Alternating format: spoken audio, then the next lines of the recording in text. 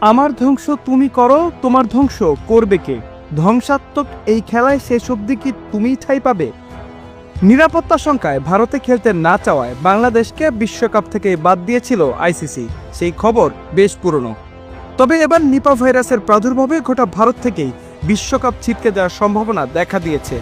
সামান্য হলেও নিজের অধিকার নিয়ে কথা বলায় বাংলাদেশকে অন্যায়ভাবে শাস্তি দেওয়ার ফল পেতে যাচ্ছে ভারত। প্রকৃতির বিচার বলে কথা। পাকিস্তানের সংবাদ মাধ্যম জিএনএন-এর একটি সূত্র বলছে, নিপা ভাইরাসের সংক্রমণ এড়াতে ইংল্যান্ড ইতিমধ্যে ভারতে খেলার ব্যাপারে আপত্তি জানিয়েছে।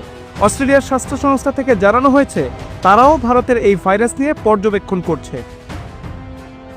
নিপা এক ধরনের সংক্রমিত ভাইরাস, যা একাধিক মানুষ একসাথে থাকলে সহজেই সংক্রমিত হয়ে থাকে।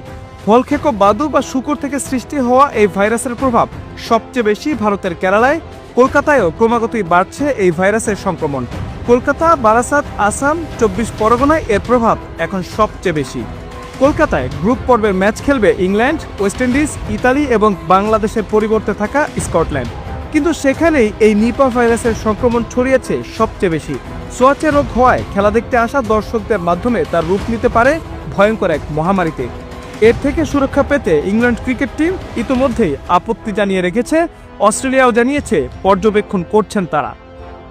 ক্রিকেট বিশ্বে তেমন একটা শক্তিশালী নয় বাংলাদেশ, যার ফলে আইসিসির ভোটের লড়াইয়ে হেরে গেছে বিসিবি। দীর্ঘদিনের বন্ধু জিম্বাবুয়ের ভোটটাও গেছে বিপক্ষে। এমনকি ক্রিকেটে তেমন একটা ঠাঁই না পাওয়া আয়ারল্যান্ড শুধু গ্রুপ পরিবর্তন করতে রাজি হলে যেখানে ঝামেলা চুকে যেত। আইসিসির গোল টেবিলে সেই আইরিশরাও পাত্তা দেয়নি বাংলাদেশকে। ফলাফল স্বপ্নভঙ্গ টাইগারদের।